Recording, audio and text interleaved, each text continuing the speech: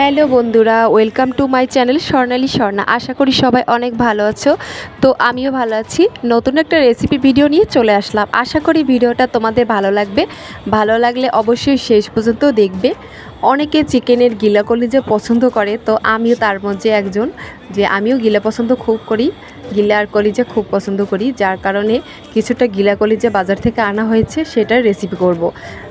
তো রেসিপিটা পুরো দেখবে, ভালো লাগবে অবশ্য। তো আমি গিলা কলিজায় একটু আলু ইউজ করব। আমি মনে হয় আলুটা দিলে ভালো লাগে, যেহেতু আমি আলু পছন্দ করি, যার কারণে আমি ছোট ছোট করে আলু কেটে নিয়েছি। কেটে তেলে ভালো করে ভেজে নিয়েছি।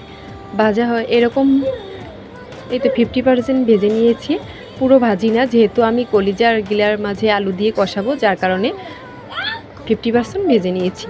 তারপরে সামান্য পরিমাণ তেল দিয়ে দিলাম। তেলের পরিমাণটা কম ছিল, যার কারণে আবার কিছুটা তেল দিয়ে দিলাম। তারপর কুচি কুচি করে পেঁয়াজ কেটে নিয়েছিলাম, সেটা তেলে দিয়ে দেব।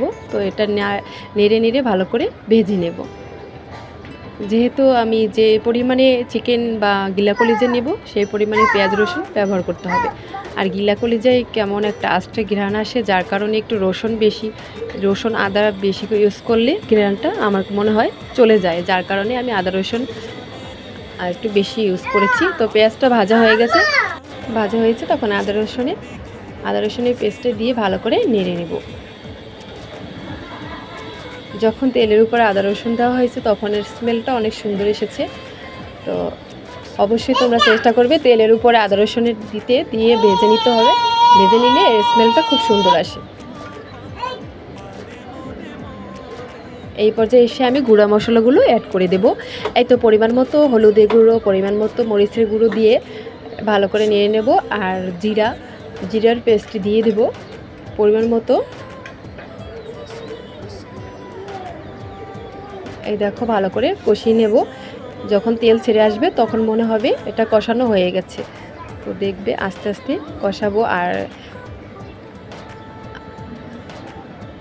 এই দেখো, এই পর্যায়ে আমার কষানো হয়ে গেছে। এখন গিলা কলিজাগুলো দিয়ে দেব। আমি ভালো করে ধুয়ে নিয়েছি গিলা কলিজাগুলো আগে থেকেই, সেটা এর মধ্যে অ্যাড করে এখন ভালো করে কষাতে হবে। অবশ্যই ভালো করে কষাতে হবে, না হলে এর আস্ত ঘ্রাণটা চলে যাবে না। তারপরে আমি কিছুটা আস্ত রসুনও দিয়েছিলাম, যার জন্য এই গিলা কলিজা আস্ত ঘ্রাণটা না থাকে। দেখতে পেয়েছো, ভালো করে কষানো হয়েছে। এই পর্যায়ে আমি অনেক সময় ধরে কষিয়েছিলাম। তো এর পর্যায়ে এসে কাঁচা লঙ্কা আর কিছুটা আলু ভেজে নিয়েছিলাম, সেটা দিয়ে দিলাম। দিয়ে এখনও ভালো করে কষাতে হবে।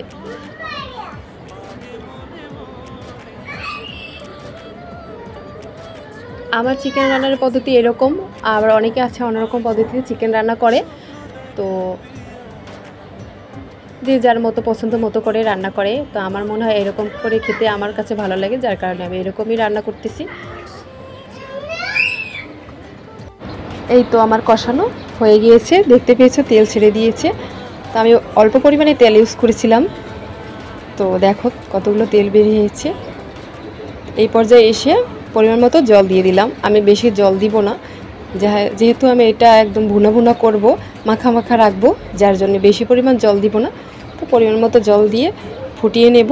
তো আমার ভিডিওটা ভালো লাগলে অবশ্যই আমার চ্যানেলটাকে ফলো দিয়ে রাখবে। Tata, bye bye.